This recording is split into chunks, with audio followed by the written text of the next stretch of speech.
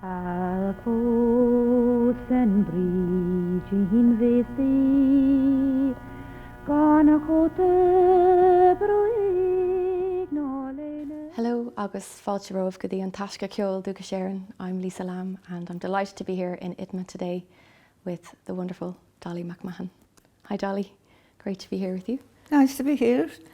Well Dolly, there's an expansive and huge catalogue of beautiful recordings and songs that I'd love to chat to you today about, some of them of course, but I think could we start at the beginning and to chat to you about some of your earliest influences growing up in East Galway?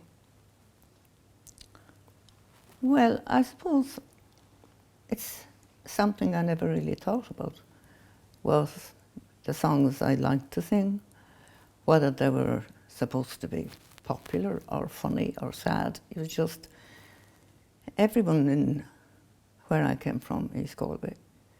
It was a brac Gaeltacht, you know, some people spoke Irish, some people didn't speak Irish. So you had songs in Irish and songs in English.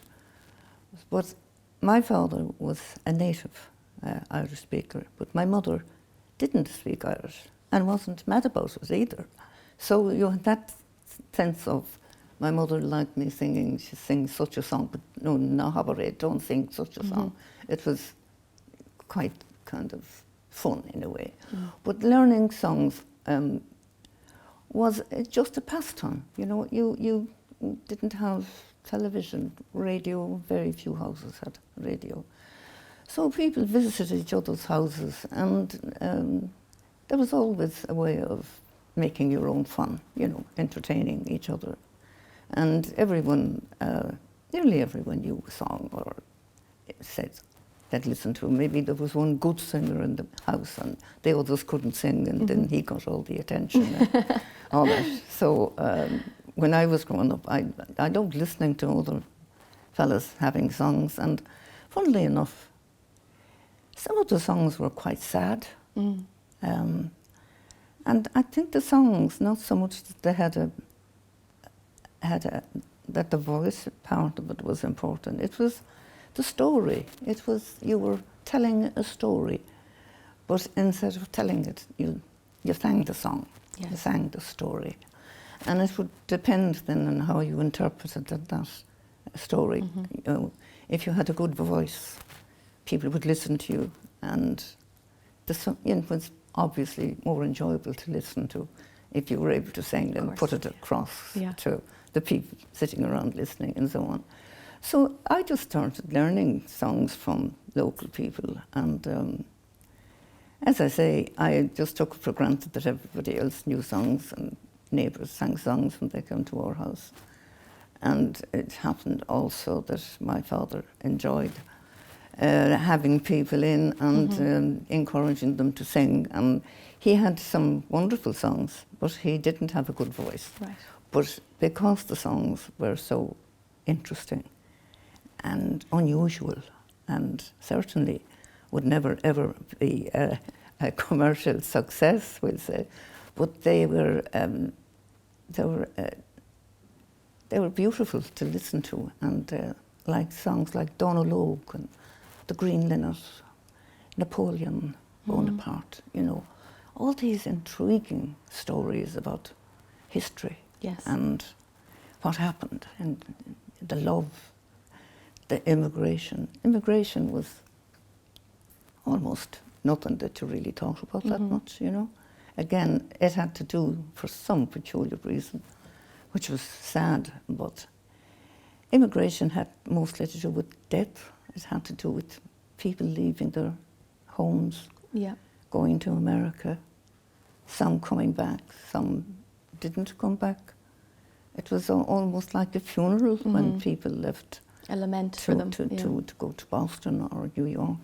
They usually had connections when they got there, because there was always the generation before them had made their life there, and they were in a position to bring their grandchildren or their cousins to New York for a better life.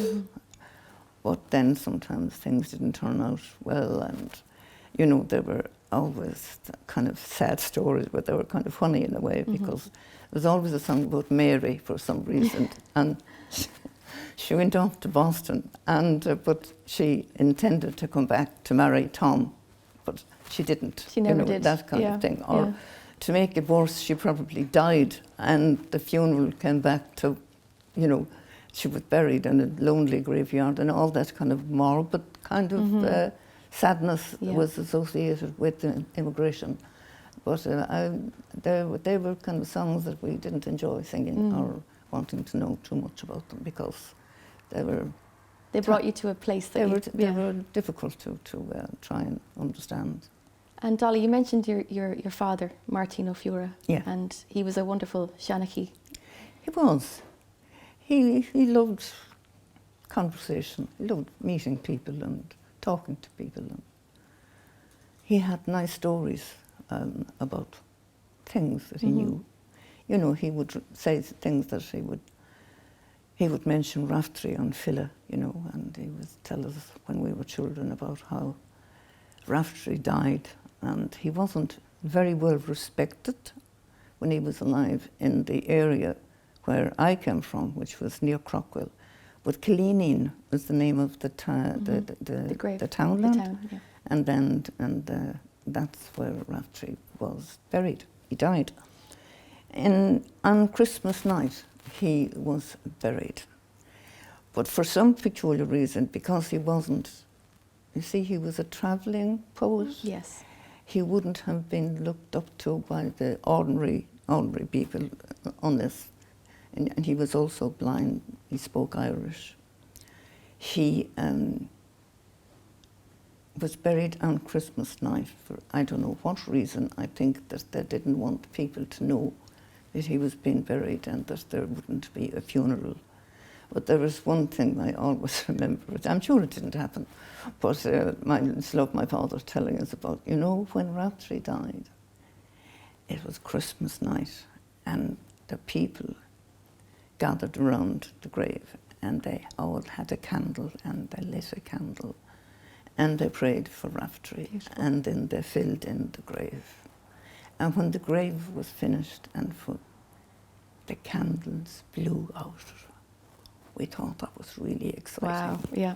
That the candles stayed alight until Raftery was buried. In the grave. Now, that probably means nothing to anybody, but when you're young and you have no understanding of Raftery or anything about him other than those kind of folk stories, and he would tell you about Morniain, who was supposed to be the most beautiful girl in Ireland, and Raftery was in love with her and all that. And then he would love telling the stories about W.B. Yeats.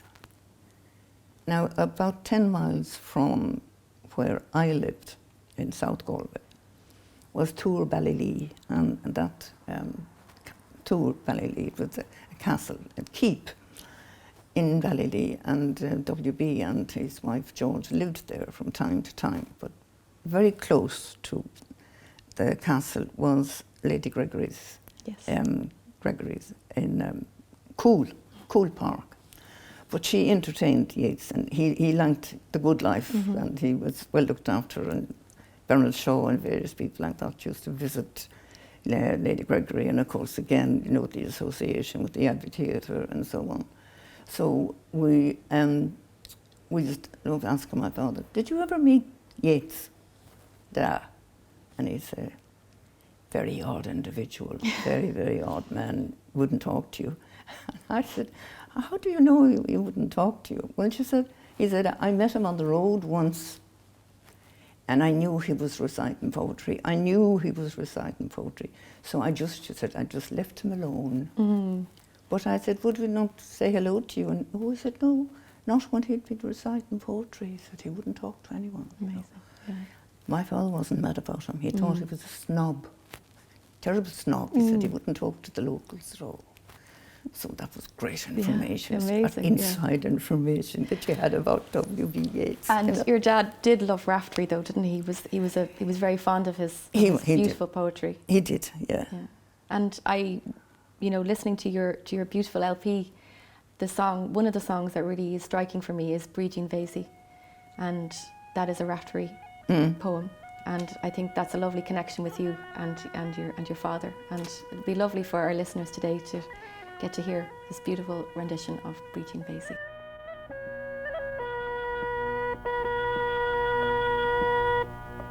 Alfosen Brídín Véisi, Gana Chóta Broig Nolene, a stór Mo Creed o Major Lam, the Rish Kindit Nidro, is gan Bier gan Jung gan in Hug, Elani Lokene, Dan is tu Venenut, Dore tam we sorgo. Al cru ergon quirkan, a chuchin warnet leve, do gallono den bregug, a kairi leschen low. Is na beyond line clara, go do vino markele. Is a year nor yasan skelshim, avigel ole mogro.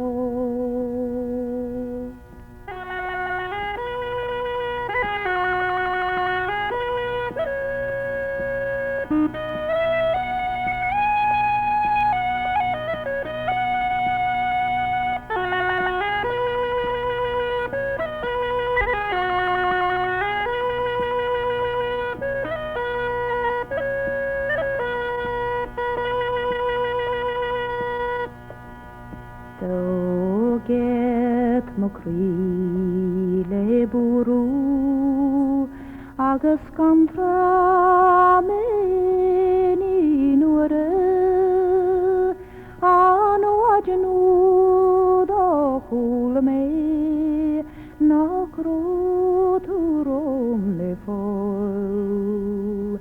Iesali estilo fui hurkes, kam ich tu in ugnes, is kan jaker bidar kudug, a kan krushkiner on glor. Da wain amok durisk, da dai ha goben kruige, raka kunskeel rokruyorum, no lanendom agro.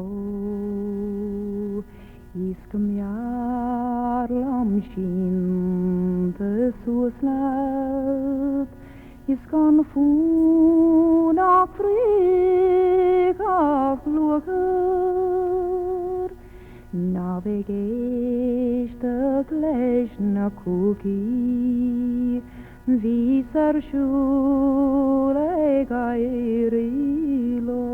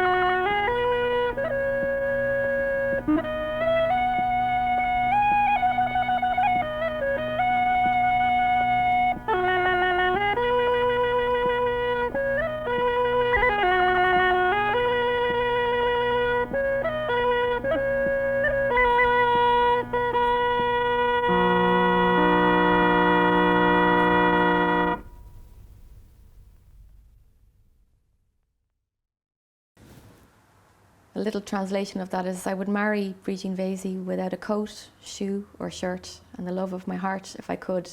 I would fast with you for 9 days without food or drink or clothing on an island in Lough Erne so that you and I could be together.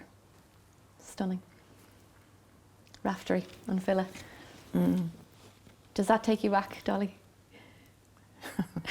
It does. Yeah. It's like 100 years ago. It's part of a very beautiful repertoire, which I know we'll chat about throughout the interview.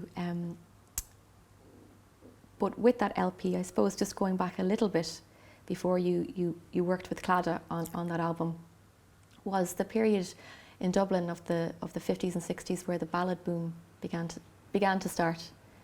And I know you mentioned it was a very Dublin kind of scene. Yeah. It was, I'm trying to remember, it must have been in the 60s. It was, there was a kind of a sense of a revival of, it was called folk music. And all over the world, and especially in the United States and so on. And it was also a time when women were allowed to in pubs. I think that was one of the main attractions of bringing a bit of colour into pubs. A social scene. It was very exciting because it was a young people's sense of freedom, of being able to go into a pub and not be bothered by people, and you could order your own round of drinks and all that. And some girls, although I never drank Guinness, but some girls wanted to be really pushy and they used to drink pints, and I used to find that awful to see a young girl drinking pints of Guinness. I thought it was quite vulgar. But the music itself then became, the pub scene. It was places like O'Donoghue's. There was a wonderful couple there, Maureen and Paddy O'Donoghue, and they owned the pub. And at the back of the pub was a kind of speakeasy type of place where you could play guitar and sing songs, and that was a new thing as well. There was no such thing as singing pubs before that happened. And so was O'Donoghue's, would you say, kind of the start of this? Well, you see, there were people like Ronnie Drew, who lived in Spain, and he came back and he could play the guitar in O'Donoghue's, and somebody else could play it and whistle, and somebody else could play a fiddle, and it went on like that. Suddenly there was a great sense of fun. And everyone went to Donoghue's, or the next, wherever the pub was where there might be sing-song. Well, it was mostly to do with a kind of trendy thing to do. It was a new opening up of people, enjoying their own music. And then we had people like Luke Kelly came on the scene, and he created a great impression with his songs, and that mostly, I think Luke learned most of his songs. He lived in England for a while, and he learned a lot of songs from Ewan MacColl, who was famous in the 60s. He was married to Peggy Seeger, who was also a singer, and her brother, of course, was the famous Pete Seeger, who made a great, how will I say, event called a song called Little Boxes, songs about making, small houses and for poor people and so on. But so one thing led to another. There was traditional music, like one fellow would play a traditional tune, maybe Martin Barnes, somebody would just arrive in the pub and play a tune, and then somebody else would play it and whistle, and then suddenly it developed into a kind of thing that became to the stage where Donoghue's wasn't big enough to hold the crowds that were coming there to hear the music. And there was a character called John Malloy, who was an actor, a very famous mimic, and a great actor. He decided that you know, that the music was so popular that it should be brought out to the open, and there should be a concert, and let's all go and join. We'll have a concert and see who will turn up, kind of thing. And we decided we went really very posh. We went to the Hibernian Hotel, which was very famous hotel at the time. And we booked a room there.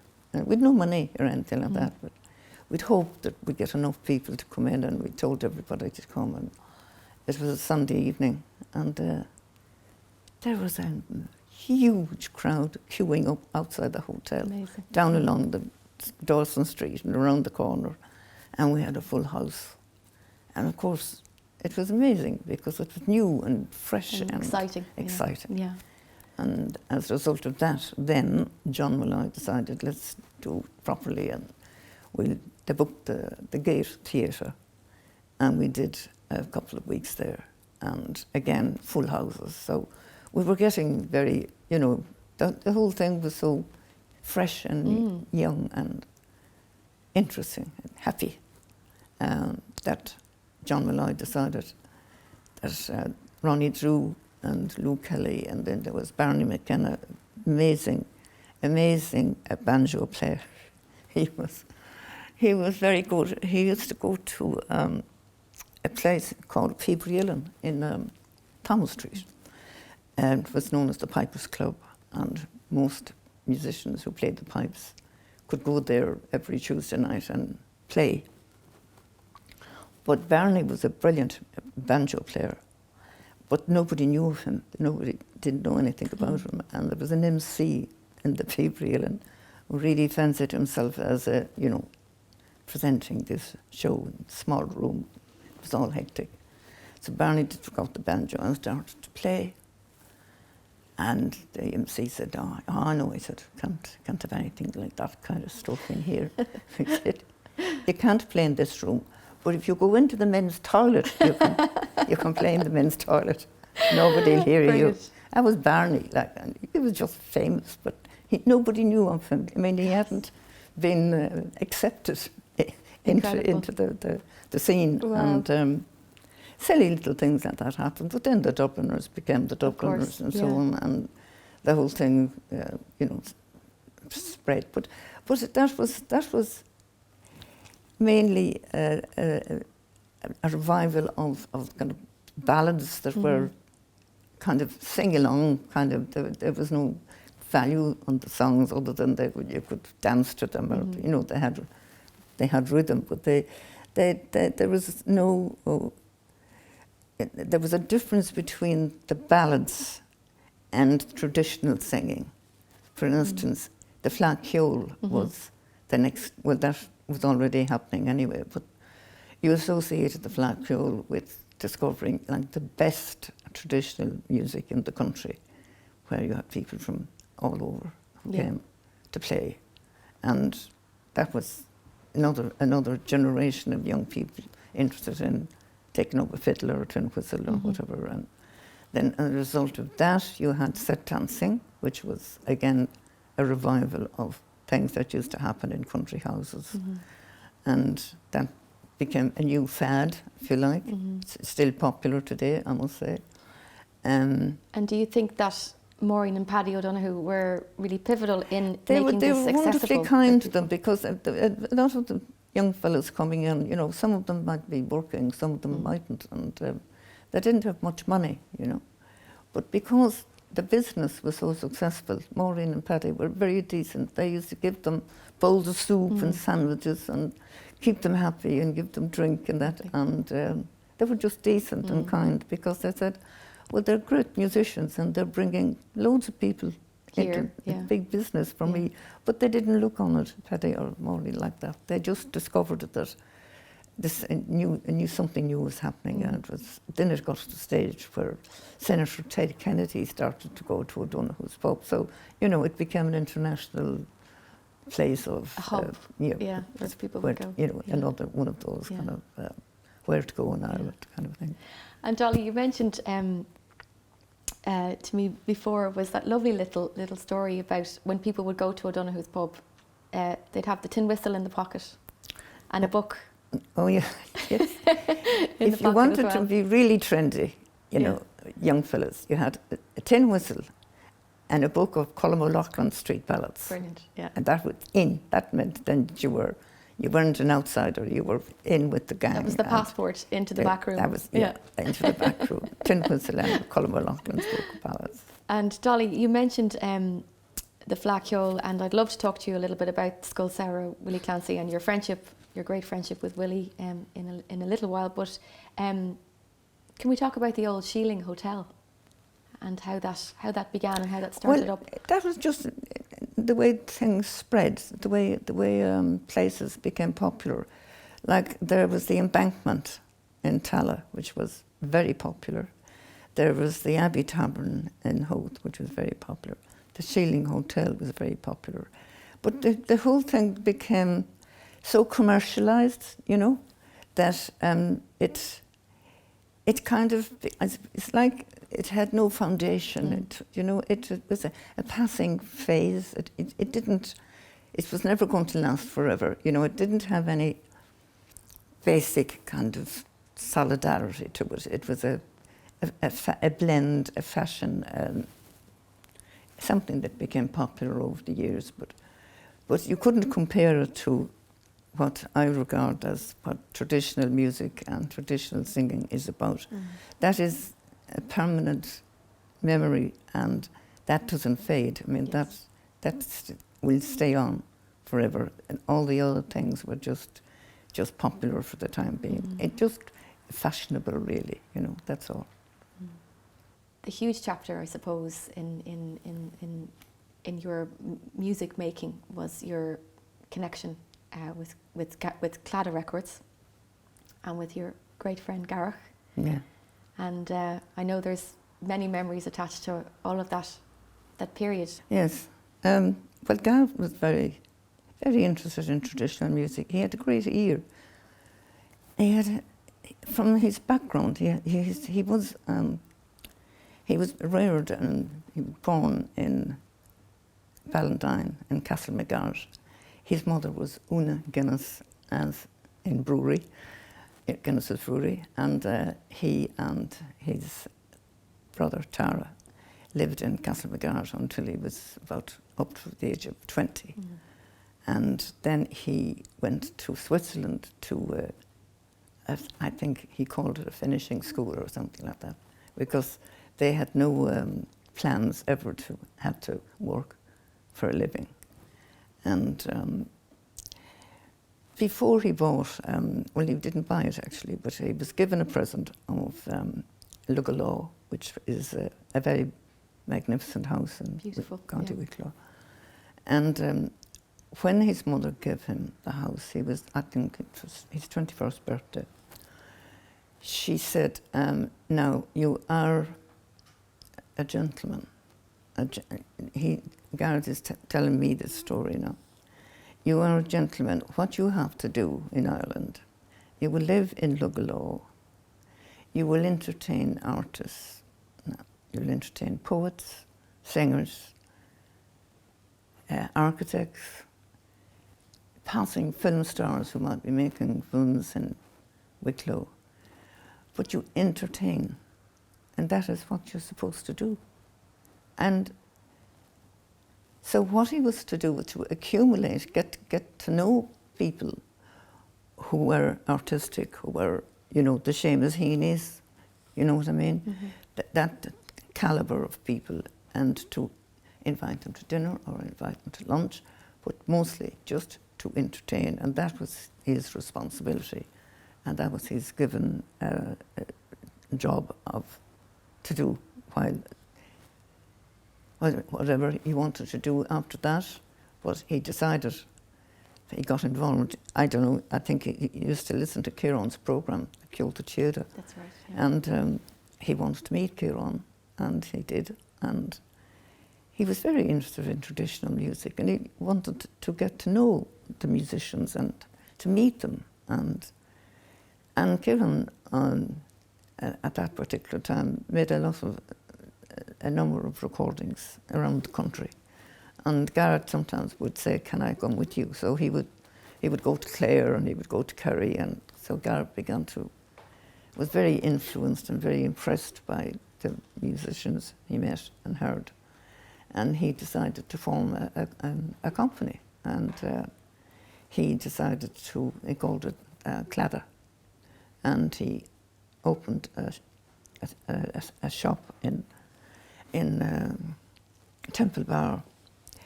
But his recordings, he was very genuinely interested in the authentic songs.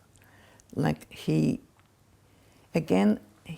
reason for recording Claddagh was more or less to preserve the music. Again, it wasn't never going to be in the top 10. You know, that he wasn't interested in that kind of popular things. He wanted to preserve, and he recorded the best people, like the Seamus Ennises, the Willie Clancy's, the Kane sisters, poetry, Seamus Heaney, of course, and so on. So Garrett became so involved that you know, he became more popular then, because he knew people, even though a lot of people didn't understand him, because they said, how could you be interested in traditional music with your background, you know? Right, yeah. And he didn't like that remark, because, you know, because of who he was, because he was a Guinness. But in fact, he had great ideas. He had great respect for seanchas singing and traditional airs. He probably has made a wonderful collection of Claddagh records, and the best ever, I would say. Absolutely. And never be anything like that again. And I think what makes it very special as well is that spoken word element that's really part of the record label, is that not only did they want to capture traditional artists, but to capture the poets as well. And I think the second album that was made was Patrick Kavanagh, actually, and poetry, and Sean Reida, of course. Yes, of course. So many. Well, I have kind of forgotten really how many, but you know, practically everyone who was worthy of it deserved. Of course. Garrett had recorded them. And how did you begin your record for Claddagh, Dolly? Well, again, you know, going to parties, and we got to know Garrett. He liked to come with us to various places, and again, you know, there were parties where somebody was asked to sing a song, and I'd sing a song, somebody else sing a song, and it just grew from one situation to another, and then eventually Garrett asked me, would I make a record? And I said, oh, well, you know, my songs wouldn't definitely be of any great interest outside a small group of people who might, you know, like my songs. But so anyway, he recorded it, and that was that. But I made that record with as just somehow a memory type of thing, just to remind me of my songs, but not for any reason that they were going to make me famous or that they were important enough. But they're important to me from a point of view that the songs that I like singing, as like the Donalogues and the Green Linnet, and those, they're just they mean something to me. You know, and did you feel that you were carrying those songs with you for a long time, and they were the songs that, so they weren't necessarily, I suppose, harvested for the project? And a lot of people didn't know them. Well, I mean, I used to sing songs that said, where did you get that song? You know, and I'd say, gosh, I don't remember, but I remember so-and-so at home singing it and so on. I liked singing songs that weren't popular. I didn't want to sing a song that was just, you know, here we go again kind of thing. I wanted the song to be meaningful, mean something to me. It didn't matter if it didn't make any impression on anyone else. But it is. I enjoyed singing them. Yeah, and it's the story behind them, and I think that was what my songs were about. They're just told a story, and even if it was a sad story, it was still beautiful to sing. Just the songs that were very kind of lonesome songs sometimes can be sad, but at the same time Cathartic. they're emotional and they're meaningful. Yeah, yeah. I love that image. The last time we chatted was that you would sing your songs after midnight. Well, I often think that my songs, I should never sing my songs during the day. Right, yeah. They have no meaning. And this is what I think. The songs that I sing they're very tranquil and they're very kind of dark. And I can convey a song better at night because for somehow the atmosphere is right for the song. But I couldn't, we'll say Donalog. I couldn't sing that 12 o'clock in the day. I couldn't sing that in the evening. But if I was at a party and sitting around a table with a glass of wine, yes, it's just, the timing is everything. You know, it's like, you know, when you're enjoying conversation and somebody says, you know, sing a song, there's a right time for a song. yeah, And there is a wrong time for a song. My songs are mostly songs that I like to sing at late, dark, and then they mean more to me than that. that's beautiful. Yeah, I don't understand it, but it's just I can't convey the mood of a song. I suppose it's about the truth of the song, isn't it? It has to be a night time to get the right atmosphere, to feel the song. It has to suit the mood I'm in at the time. It's something that's really, I think, important. It's very personal. And very personal. Very personal. You know, there's the singer and then there's the self, but actually they're completely connected. And I think what you're saying you there have is to feel. You have to feel. You have to understand the song. You have to understand the loneliness of it. I have to understand the funny side. But it has to mean something to you. If it doesn't mean anything, well then it's waste of time. Because a song is, it's like making conversation. You're either boring somebody to death with a rammish kind of conversation, or you can be entertained with good conversation.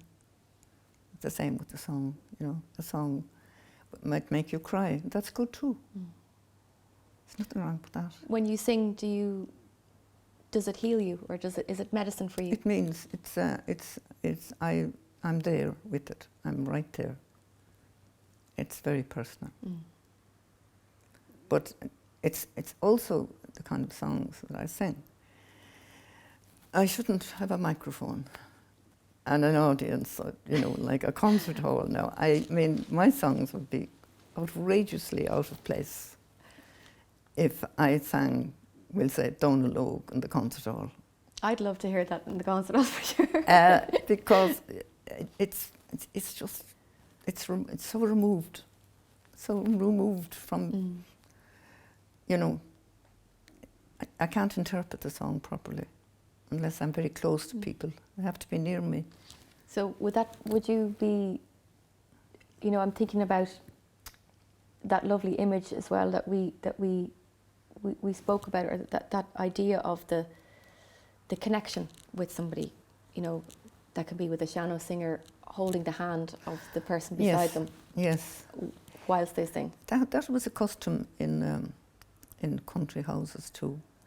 That you had men would hold a man's hand, a man sitting beside him, and it was lovely to watch because they could actually convey the mood, the song to the person they were holding hands with.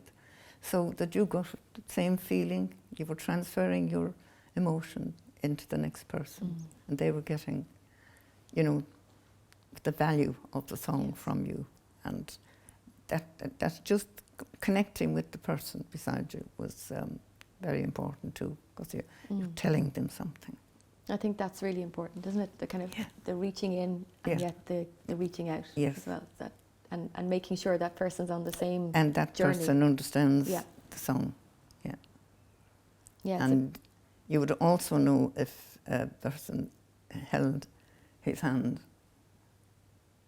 was it the right person? Because it might be so-and-so mightn't understand the song at all, so it's a waste of time, because he'd lose the rhythm of the song. Right.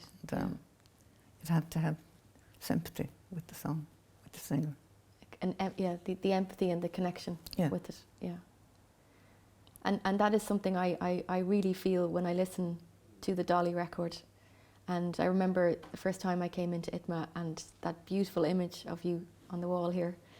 It was a lovely sign for me, listening to the recordings, that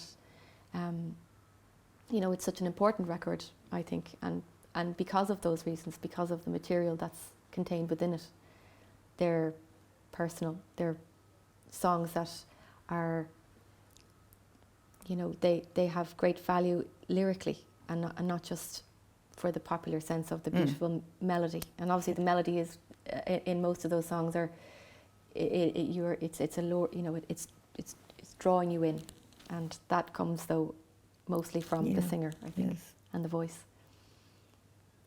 Singing is peculiar. It depends on, you know, it makes you happy, it makes you sad. And there's, I suppose, it's how we feel when we're singing. It's how we're happy or we're sad. We're not sad, or we don't want to make other people sad when I'm singing a sad song. But I want them to kind of enjoy the fact that, you know, the song has some meaning. It's saying something to you. That might be funny, and it might be sad, or it might be just very serious. But you have to convey the song to the next person. You can't sing to a room. Yeah. You must sing to another person. You're making conversation, but you're, you know, in song. Yeah, and sing it. I'll sing it instead of It's gorgeous, telling you a story. So,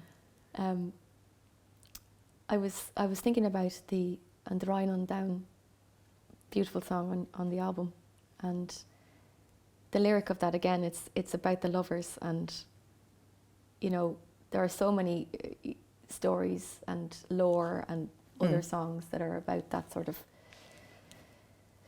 the lovers, I suppose, the loss, the kind of the hope and the waiting, and, you know, so many things have been written about this. Yes, and there was a tradition in songs as well. 7 years seem to be come into a lot of songs. I don't know why 7 long years, but it was always 7 years.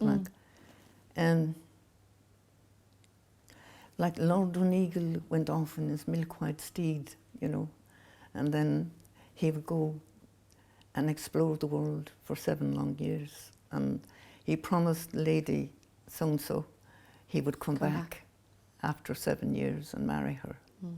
But the trouble was, this is how the song goes, you see, that this is how some of the songs are so sad to make you laugh. After 7 long years, he died, and she, I can't remember this now very well, it's such a long time ago. She, he promised he would come back, yes, and anyway, he died. And she went up and she met him, the coffin coming down the street, and he was dead. But then he was buried, and she died because she was lonely and she missed him because he was dead. So she was buried beside him, and they both grew in a grave side by side. And they both grew, and the rose grew around the briar. Yeah, there was a rose on her grave and a briar on the other, and for some reason they intertwined. And the rose grew around the briar, you know, which is a very ancient way of talking about their love continued, even though they were both dead. But it's a long song. I can't remember it now, but it's a lovely story. But it's sad. But it's so sad it makes you laugh. You know what I mean? It's so exaggerated. It's full of drama, I suppose, and it's so exaggerated. Longing, that it sounds kind of phony, and at the same time, it just tells a lovely love. It's utterly romantic, isn't it? It's just wrong. Yeah, absolutely. And the other song they're all beautiful, and I've been humming them myself a lot of late. Is Love Is Teasing? Ah, yes. That's a gorgeous one. Yeah. I remember Ciarán Mac Mathúna, not to mention him, walking in Stephen's Green. We were going someplace, and I was singing Love Is Teasing, and he said, "You've missed the verse in that song, and I'll give you the verse." And he sang the verse, and I remembered it. But I had missed out on one verse, and I can't ever remember where I found that song or how I started singing it. But it's just, again, the song it's a beautiful kind of innocent ballad, you know. It's beautiful. It'd be lovely to hear a little bit of that, actually. Love Is Teasing.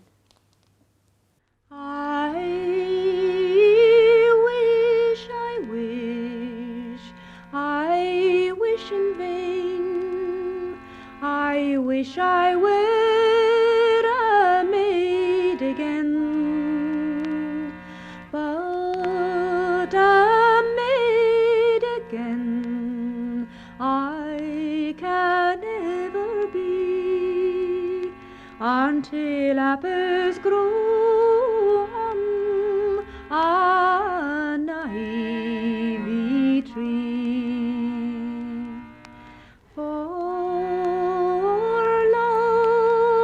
Pleasing, and love is teasing, and love is a treasure when first it's new. But as love grows older, then love grows colder, and it fades away the morning dew.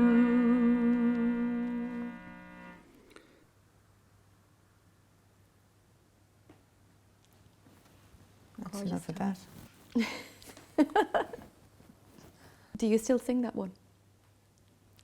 Not really, very seldom. Are there songs that you would still perform with your amongst friends that are part of that record, or are they songs we haven't heard? I'm sure I have songs that I haven't recorded here. But sometimes you just, a song comes into your head, you mightn't know, have forgotten them years ago, and come back to it. Because it's folklore, because the tradition, it was nothing. It wasn't written. It was handed down. It's handed down. It was folklore. It was something just from generation to generation. And unless you heard somebody sing a song, there was no way you could, like before you had Colm O'Loughlin's book of street ballads and so on, and you had, so many other books written, the child ballads. Of course. Then there was a famous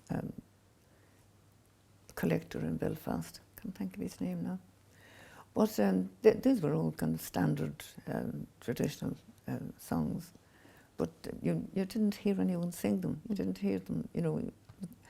To look at them, and they told lovely stories. But unless you heard somebody sing, like a person who had a most wonderful voice was Joe Heaney. Yes. Joseph Beautiful. O'Heaney. Yeah. But it was like the gravel, you know, there was something magnificent in the tone. It was almost like Eastern European, you know, it had a very The ornament in it. strange, magnificent tone to it. It was strictly natural, you know, coming from And Joe. I think, you know, what the magic of his singing was also the introductions that he gave to the songs, and that's lovely for the listener, I think, to have the context and even within the kind of the Connemara sense of it, to have that introduction that kind of localizes the story, or this version of it comes from here, and the beauty of collecting, I suppose, and collecting in all the different areas in Ireland, is that we get those variants. And like even with Drown Undone, you know, there's, I think in ITMA there's over 100 different manuscript versions of that one song alone, which is very, very special. Yeah. Speaking of collecting and collecting work, your husband Ciarán, and his wonderful work as a collector and as a broadcaster, and the legacy that he's left for generations to come, and indeed your son Pádraig as well, who's carrying on that tradition, and here in Itman, working in the collection here. But yourself and Ciarán, you travelled a lot together. We did, yeah. And I think that's, you know, that was a great opportunity for me to hear other singers who had, you know, from different parts of the country, like Kerry and Clare and various places. But that was very enjoyable, travelling with Ciarán and listening to the music and going into pubs. And earlier on, it was very difficult to get musicians to play into a microphone because a lot of young, older people at the time didn't understand recordings, and they were shy to play. So Ciarán would always insisted on meeting them in a pub, and you know, that they would relax them by having a few drinks, and then he would ask them if they'd like to play a tune, and they'd say, no, that's so-and-so, and somebody else playing. And they would pass it over from one to the other until eventually Philip would have a couple of pints and he would start playing. But they were fascinated by listening to themselves. Ciarán would record them, and then he'd play it back, and they were fascinated with that. That was a new thing altogether. So did he have was it a little tape recorder that he'd bring in? A technician used to travel with Ciarán initially, who would have, you know, a microphone and a lead to a socket on the wall, you know, and you had a recording unit, it was called. There was a van attached to a cable that was brought into the pub, and then a microphone would be arranged in a corner where the session of music would start off, and then the technician in the van would be recording it inside. And so that would go on for hours and hours. Now you might get, like, by the time Ciarán would really want to hear the music, they'd be too jarred. Be time to go They home. were indeed. They were arranging themselves in such a way that they were too jarred by the time they got enough confidence to perform for Ciarán, that they were hopeless. And you'd have to meet them the following night again or something. We'd have to start all over again. Yeah. That Brilliant. happened a few times, so he had to cop on to that. He wouldn't record them if they were, you know, too jarred. Well, it was a nervous thing for people to play, you know, into a microphone. Or they'd become self-conscious, maybe. They were. But they were very proud then when Ciarán would play back a piece of music, and they used to say, "Good man yourself," you know. They'd be praising themselves. They were so pleased with it. Maybe we'll chat a bit about County Clare and Milltown Malby. Oh yes, yeah. And I know that's a place that's very special to you. Well, that's my most favourite place on earth. Really? Yeah. I just have great memories because even when, when children were small, we used to go to Milltown on our holidays, Ciarán and my Pádraig and Ciarán and Deirdre, and Willie Clancy was a young man then and a great musician, and we used to go to Quailey's pub, which was very famous, and there was music there every night, every evening, and it was just so natural in Milltown. People just got up dancing sets. They were all wonderful set dancers, and great appreciation of traditional music. It was just a very natural place, and the town itself was never kind of, how will I say, modern. It was one of these very lovely, old-fashioned, lovely, friendly, lovely town, and lovely people, and right beside the sea. And it had everything. It had and I think that freedom that you're kind of talking about there, of people just feeling comfortable to just get up and dance, or yes, share the tune or sing the song. Yeah, lovely. it is. That was a very respectful way of enjoying music.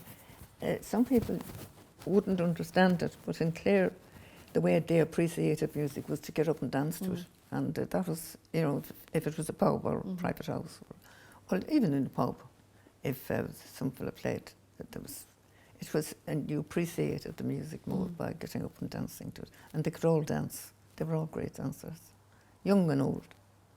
Lovely, very natural and fun. And you've lovely memories of Willie himself. I remember. Great friend. I knew Willie. I remember Pádraig when he was 5. My son Pádraig, sitting on Willie's lap in Quailey's pub, and Willie would have his arms around Pádraig, and he'd put a tin whistle into Pádraig's mouth, and Willie would play the tune, but Pádraig thought he was playing it himself because he was blowing into it, and Willie was playing the tune. And Pádraig was absolutely sure he was, and he would bow and clap. Oh, gorgeous. And we used to all clap and say, "Good lad, Pádraig, you're great." He was sure he was playing. Willie was just so fond of children, and he'd have them up on his lap, and So we started early. He did. He did. Anywhere there was music, that's where the people gathered. Friel's was another very popular, lovely pubs in Milltown. They were all into the one thing, Lovely. And there was always music, no matter when, summer or winter. There always seemed to be somebody playing somewhere. Gorgeous. There was great life and music there, and as I say, in the summer it was just beautiful because you were on the coast. It was great for by the Atlantic children, swimming in the White Strand, and so it was. And then it became very popular with the Willie Clancy schools since Willie died, and that brings a lot of people to Clare, and it's a big reunion because they come from everywhere, from Donegal, Belfast, Cork, Kerry, Galway, Clare, everywhere. And they have competitions. They also have it's a summer school as well. They teach various instruments, pipes, concertinas, fiddles, tin whistles. They have hundreds and hundreds of pupils. So there's a great revival in the country of young, very talented musicians, 14, 15 years. Just to watch them on TG Cahir is amazing. They're exceptional. They're so talented. Really talented. They're all very young, very bright. And it's just great to see the enthusiasm, and the tradition is alive and well. It's just, it's better than ever, and getting better. I look forward to going there myself in person. I did the summer school this year online, just with the pandemic. But in some ways, I suppose what was lovely was to see that the people tuning in were from all over the world. Yes. And that made it feel like this global village, really, of people learning to sing. And that it was beautiful. And, I think although we were all in our own homes sharing this kind of experience, it showed the longevity and the kind of the draw that Willie Clancy and the summer school still has. And I think it's in safe hands, and I know, will continue. yes. And the pipes, was very rarely you'd see and hear pipers, you know, apart from Seamus Ennis, now going back years and years, and Willie Clancy, Liam O'Flynn, not to mention them, and so on. And now there are hundreds of pipers, you know, Yes. young pipers. So cheerful just to look at all these young people playing. They're so interested in the music. It's great. Passing on the tradition, yeah. Just thinking about you taking your voice, I suppose, out of Ireland and representing a sense of the tradition. And one of those sort of highlights, I presume, and I suppose, was the Albert Hall and a sense of Ireland that you hosted. Is that right? Yeah, yeah. Can you talk to us a little bit about that? It was a festival in London for a whole week. It was called Sense of Ireland, and there were musicians invited to perform in the Albert Hall and the Festival Hall. Like, you know, the usual, the chieftains, and various other musicians who were living in London. I mean, Irish musicians, they could be from Clare, but you know, have a family grown up and they're all playing music. And so you had like London Irish group of young people, and they performed as well. So like they have, and just a mixture of Irish people who have been immigrated to London, Manchester, whatever, and formed their own groups of traditional music sessions, and then some of them became like famous, well-known musicians in London, and again play. So there was a special performance in the Albert Hall, which is an enormous place to walk out on stage. It's frightened the living daylights out of me. How did you feel? It was quite strange, you know. It's like being inside in a fancy, I don't know, cake or something. It's circular, you know, and then you have all these kind of tiers of people, and it's very claustrophobic, really, because you're nearly surrounded by people, you know. It's nearly 360 in some ways, isn't it? It's kind of semicircular. Yeah. So on the stage is quite well into the audience. I think they're able to change the stage around for all kinds of things, you know. They have symphony concerts there and so on. But yeah, it's an amazing place, yeah. We mentioned Seamus Ennis, and there are some lovely recordings here in ITMA of you singing for the BBC in his programme, the Galway Shawl being one of them. Can we talk about, I suppose, if you were to look back, are there particular milestone moments for you along the way in your singing career? I don't think I ever thought seriously about my singing or my life singing or my years singing. Or I never took it very seriously. I didn't ever want to be, you know, out there and popular, or, you know, have an agent and a manager and travelling. I never wanted that. I mean, I was married and had 3 children before I practically, you know, played for Claddagh. So you know, singing to me was just those songs, and it wasn't meant to be a career or anything at all like that. Okay. I just sang when I felt like it. And for the love of it? Oh God, yes. Yeah. And I mean, I could often, you know, if I was asked to do a programme on television, I used to hate doing it. I used to get so nervous and so ridiculous. And as well as that, you'd be on with somebody that you didn't like, because their style of singing was so different to mine. But you know, it was like it didn't connect. Gel. Yeah. Yeah. You know, a kind of program where you had different artists performing different kinds of songs and different kinds of music, and then I'd just go in there in the middle, you know, and it had nothing to do with the rest of the show. It seemed not to have any value. Did you feel very disconnected to the experience itself? So it wasn't like singing to a group of friends and that sort of meaningful I suppose, Yeah. connection that you would have with the song. I think possibly if I'd started out as a single person and with ideas in my head that I might, be popular, but I never had any great value in myself. You know what I mean? I never regarded myself as a singer, and I don't ever consider myself a singer, but I just like to sing songs. That's all. There's a great honesty there, and a great, it's refreshing to hear, I hear so much in the Claddagh record. I hear the stories. I can feel the old ghosts walking with the songs nearly when you sing them, because their voice is so haunting. And I know we have a lovely recording of An Drown and Down. We might just listen to that.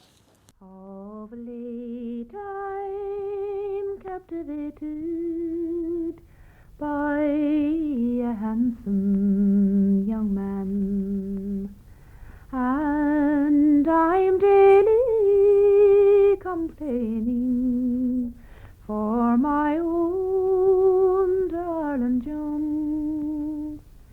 Confusion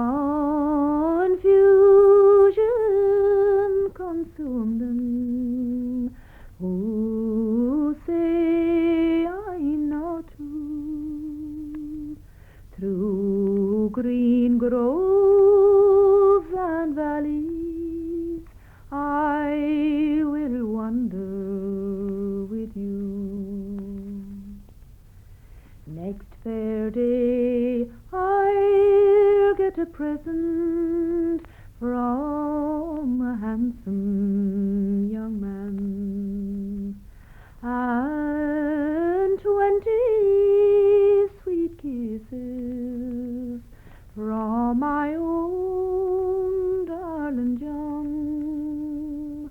We'll go roving all the day until the evening comes on. Then we'll be shaded and sheltered by the drying on dun. So come all you pretty fair maids and get married in time to some handsome young fellow who will keep up your prime. Beware of winter evenings when cold breezes blow on. Then you'll be shaded and sheltered by the drying on dun. Beautiful. Dolly, sitting with you today, I'm thinking about, I suppose, the present and the future. And what would you say your hopes are for the future? I hope. It's a question. It's difficult to answer. I don't know what lies ahead, my future, but at the moment I'm feeling very healthy. I'm very happy with my life. I'm happy with my family, and I just love being alive. That's it. Well, long life to you, Dolly. Thank you. Thank you. And a great privilege to be here with you today. Thanks for taking the time with me. I'll never forget it. Thank you. You're welcome. You're welcome.